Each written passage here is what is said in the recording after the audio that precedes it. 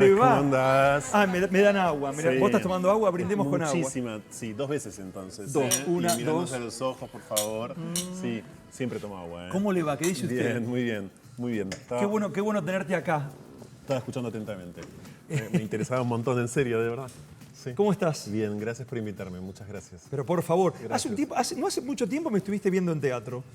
Sí, Fuiste a ver La Reina del Pabellón. Exactamente, La Reina del Pabellón, de Gonzalo de María. Sí, Claro, con recordé recién que nuestro estabas amigo en común, Fabián Minelli, Claro. que como vos es un gran actor y me gustó un montón ese trabajo, sí, claro. Bueno, Sí. ¿cómo andamos? Contame. Bien, muy bien. Estoy aquí por varios motivos. Básicamente porque quiero conversar con ustedes y también porque lanzamos un libro desde el programa de radio. Publiqué un Eso. libro hace poco.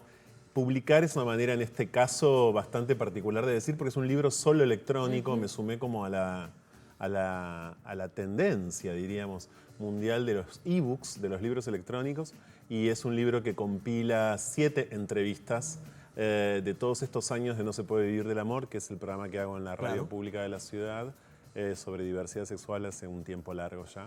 Ahora iniciamos en febrero nuestro 8º año y este libro lo que hace es reunir algunas entrevistas, repito, a intelectuales, sobre todo son intelectuales o intelectuales y activistas de la diversidad sexual, que a mí me resultaron especialmente importantes para seguir discutiendo la diversidad hoy en la Argentina, ¿no? Precisamente además en un fin de año en el que hay cambios de gestiones políticas también y demás, si bien la diversidad funciona independientemente de los tiempos políticos, también depende mucho, por supuesto, Sí, claro. de las gestiones políticas, ¿no? Sí. Entonces, a todo nivel, no solamente en relación al Estado Nacional. Entonces, nada, es un libro que siento que es un aporte, se llama Orgullo y Barullo, un aporte en este sentido, sí. Sabes que recién hablaron de teatro y sentí que lo podía comparar con esto. A mí me pasa cuando veo una gran obra de teatro, como, no sé, me pasó con Terrenal, por ejemplo, que Sí. terminé de ver la obra y dije, ay, cómo me gustaría tener el texto, como para Sí. leerlo, porque siento que me perdí de algunas cosas.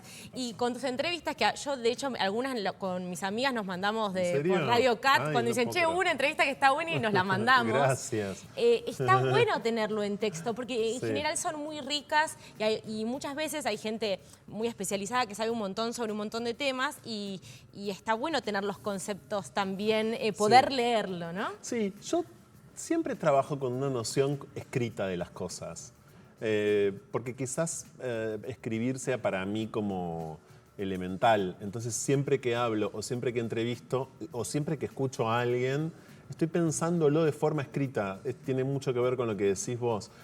Alguien desgrabó muchas entrevistas para este libro y luego editamos sobre lo desgrabado. Ese fue un trabajo bestial. Tremendo, imagino. Porque además, bueno, los entrevistados son entrevistados que, por ejemplo, en algún caso, por supuesto, son neologistas, quiero decir, inventan sus propios términos, ¿no? Como hacen tantos teóricos y tantos intelectuales. Entonces, digo, hay que saber escucharlos y en el formato escrito restablecer cierto sentido que si no se pierde. Así que sí, fue un trabajo total. Para mí, pasarlas a texto era fundamental, porque si bien, obviamente, esto es radio, y tenemos además la suerte de que sea solamente radio. ¿Qué quiero decir con esto? No tenemos streaming en vivo, no nos pueden ver con una cámara desde internet y demás. A mí eso me encanta. Entonces, nada, la importancia de la palabra, que para mí es... La palabra te expone un montón para mí. Solo la palabra y nada más que la palabra para mí es de fuerte exposición, mucho más que la imagen.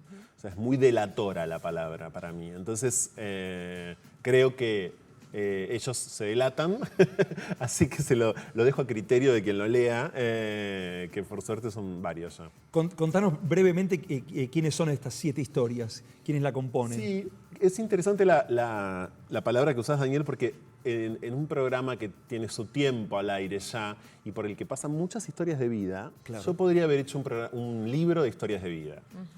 O podría haber hecho un libro con artistas, que son un montón los que pasan por el programa. Podría haber hecho un libro, qué sé yo, con políticos, con activistas. Elegí ahora hacer un libro con intelectuales. ¿Por qué? Porque son 7 intelectuales que, si piensan la disidencia, son incluso disidentes para con la disidencia. Este no es un juego de palabras. ¿Qué quiero decir con esto? son molestos. Sí, no hay ni eslogan ni lugar común. Es como No, que claro. vos venís con una Sí. cosa y te llegas a Rita Segato y te hace repensar lo que vos habías pensado sobre... Sí, y el caso de Rita, que es No sé, además por alguien ejemplo. muy querido para mí, es así, pero Rita entró al libro sobre todo porque nosotros le hicimos una primera entrevista a Rita Segato, de algún modo antes de que se, comillas, pusiera de moda en la Argentina.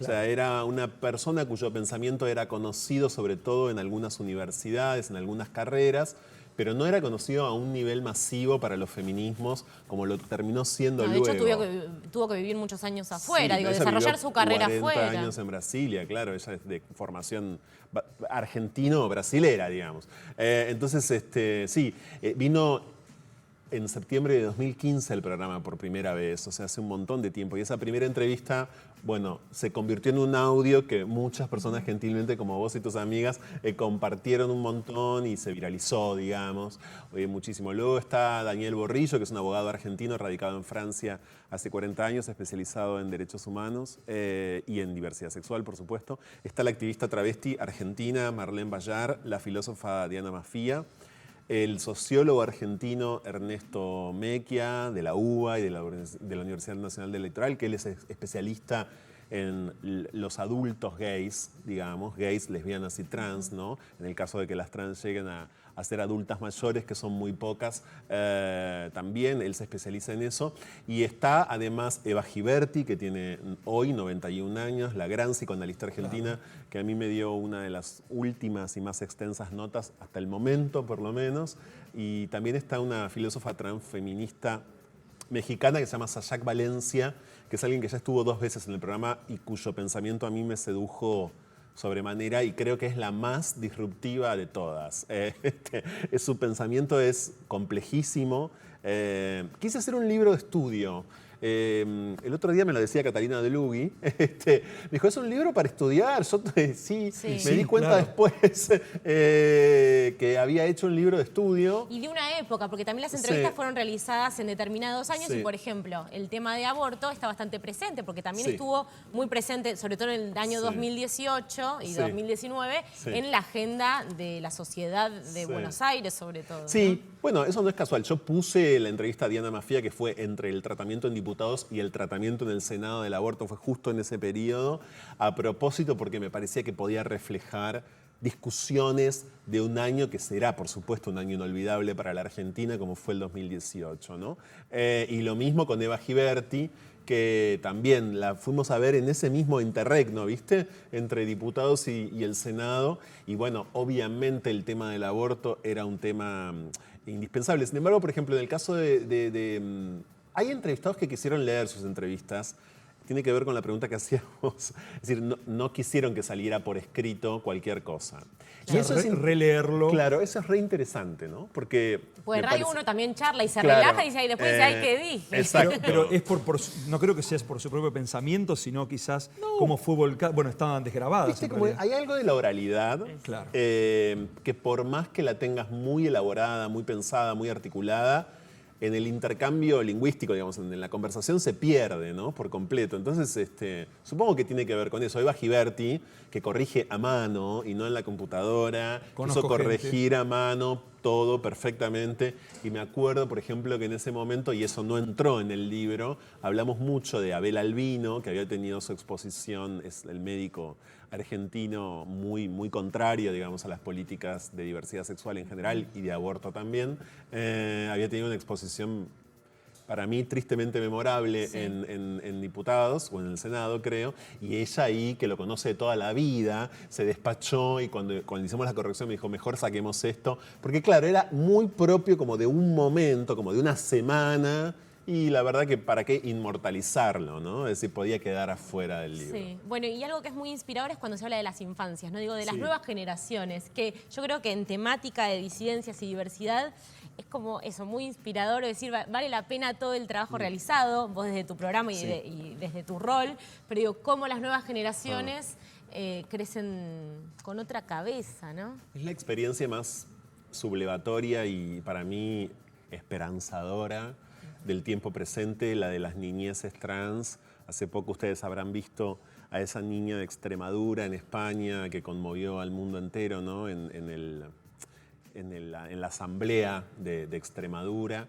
Y esa niña española es semejante a tantos niños y niñas de la Argentina que están experimentando sus identidades de género, que están pudiendo desarrollarlas desde muy chiquititos, salvando así, no sé si su vida entera, pero buena parte de ella, ¿no? En ese proceso no hace falta que diga que es fundamental la escuela, que es fundamental el sistema de salud y que por supuesto es capital la familia o los adultos que estén acompañando a esas niñeces. La verdad es que Marlene Bayar siempre dice, a mí me gustaría dejar, digamos, que me dejaran como travesti vieja que soy, aunque no es vieja, pero ella lo dice así, solamente dialogar con niñes, y lo dice en inclusivo, porque es lo que de verdad me interesa y es como el diálogo más productivo, ¿no? Y también más tierno, pero no por infantilizar a los infantes, sino porque nada, poder ser quien sentís que sos. Desde muy chiquito es una experiencia, yo tengo 43 años, es una experiencia inimaginable hasta hace muy poco tiempo, ¿no? Entonces, nada, es revolucionario.